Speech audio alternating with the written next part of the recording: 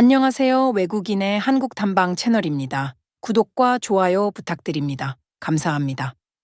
오늘의 김대중 2부 이야기는 김대중이 마흔이 되는 1961년까지의 이야기를 다루고 있습니다.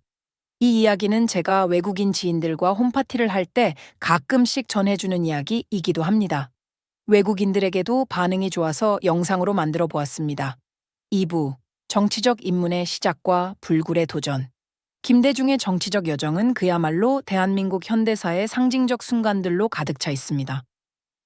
1955년 그는 대한민국의 민주화를 향한 불굴의 의지를 품고 민주당에 입당하며 본격적인 정치 활동을 시작했습니다. 당시 한국의 정치 지형은 격동의 시기였고 김대중은 이러한 격동 속에서 자신의 빛나는 정치적 역량을 발휘하기 시작했습니다. 그의 등장은 마치 거친 바다에 희망의 등대가 서는 것과 같았으며 그는 곧 대한민국의 민주주의를 이끌어갈 위대한 지도자로 자리매김하게 됩니다. 김대중은 1955년 소설가 박화성의 소개로 박순천, 조재천 등 당대의 저명한 야당 인사들과 교류를 맺으며 민주당에 입당했습니다. 민주당은 당시 자유당 독재에 맞서 싸우는 야당으로서 김대중에게는 정치적 성장의 밑거름이 되었습니다. 그의 입당은 마치 민중의 염원이 한 사람에게 응집된 것과 같았으며 그는 대한민국 민주주의의 새로운 희망으로 떠오르게 됩니다. 1956년 김대중은 민주당 전당대회에서 장면 저격 사건을 목격하게 됩니다. 이 사건을 통해 그는 장면과 인연을 맺었고 이듬해 1957년 장면을 대부로 삼아 노기남 대주교의 집무실에서 천주교 영세를 받으며 토마스 모어라는 세례명을 받았습니다. 김대중의 영세는 단순한 종교적 전환을 넘어 그가 대한민국의 미래를 책임질 지도자로서 신념과 의지를 더욱 굳건히 다지는 계기가 되었습니다. 이는 그의 삶에 있어 하나의 이정표가 되었으며 민중을 위한 헌신과 희생을 다짐하는 순간이기도 했습니다. 1957년 김대중은 대한웅변협회 부회장으로 선출되며 그의 정치적 역량을 더욱 널리 알리기 시작했습니다. 이 시기에 그는 훗날 평생의 정치적 동지가 되는 김상현을 만나게 됩니다. 김상현과 김대중은 이후 서로를 형제처럼 아끼며 대한민국의 민주화를 위해 함께 싸워나가는 동반자가 됩니다. 김대중의 인맥과 활동이 점차 넓어지던 이 시기는 그가 대한민국 정치의 중심에서 활동할 수 있는 기반을 마련해준 중요한 시기였습니다. 그러나 김대중의 정치 여정은 결코 순탄치 않았습니다. 1958년 그는 민주당 후보로 강원도 인제에 출마하려 했으나 자유당 나상근 후보의 중복 추천으로 인해 출마조차 하지 못하게 되는 좌절을 겪었습니다. 하지만 김대중은 이에 굴하지 않고 다시 일어섰습니다.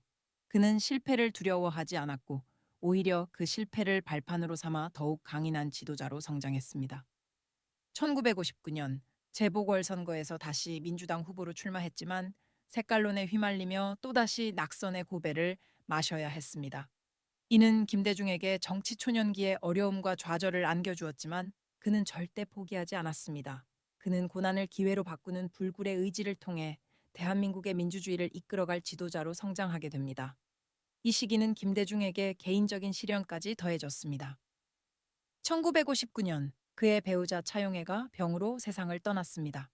이는 김대중에게 큰 상처를 남겼지만 그는 그 슬픔 속에서도 결코 주저앉지 않았습니다. 오히려 그는 이러한 개인적 고통을 통해 더욱 단단해졌고 민주주의를 향한 그의 의지는 더욱 확고해졌습니다. 그 해 그는 민주당 강원도 지구당 부위원장으로 선출되었고 1959년 말에는 민주당 강원도 인제군 지구당 위원장이 되었습니다. 이 직책들은 김대중이 정치적 영향력을 확대하는 데 중요한 역할을 했으며 그는 이 시기에 자신의 정치적 입지를 확고히 다지기 시작했습니다. 1960년이 되자 김대중은 민주당 기획위원 겸 대변인으로 임명되며 정치적 입지를 더욱 공고히 하게 됩니다. 그는 이철승과 함께 민주당 내에서 장면을 중심으로 하는 신파의 소장 실력자로 부상하였으며 대한민국 정치의 중심에서 활약하기 시작했습니다. 김대중은 민주당 내에서 점차적으로 중요한 역할을 맡게 되었고 그의 정치적 영향력은 날로 커져갔습니다. 이는 그가 단순한 정치인이 아니라 대한민국의 미래를 이끌어갈 지도자로서의 자질을 갖추고 있음을 보여주는 증거였습니다. 1960년 4월 6일 김대중은 3.15 부정선거를 규탄하는 시위에 적극적으로 참여하며 야당의 주요 인물로서 두각을 나타냈습니다. 이 시위는 가두 시위로 발전하였고 김대중은 서울시청까지 야당 및 학생 시위대와 함께 행진했습니다. 그의 이러한 행동은 대한민국의 민주주의를 수호하려는 불굴의 의지와 열정을 보여주었습니다. 그는 단순히 말로만 외치는 정치인이 아니었습니다. 김대중은 행동하는 지도자로서 민중과 함께하며 그들의 목소리를 대변하고자 했습니다. 이는 그가 대한민국의 민주주의를 위해 끊임없이 헌신하겠다는 결의를 더욱 확고히 다지는 순간이었습니다. 같은 해에 치러진 5대 국회의원 선거에서 김대중은 강원도 인제군에 출마했으나 또다시 낙선의 고배를 마셨습니다. 하지만 이 좌절에도 불구하고 그는 결코 포기하지 않았습니다. 오히려 이러한 실패를 통해 김대중은 더욱 강인한 지도자로 거듭났습니다. 그는 실패 속에서도 좌절하지 않고 다시 일어서는 불굴의 정신을 통해 대한민국의 민주주의를 위해 끝없이 싸워나갔습니다.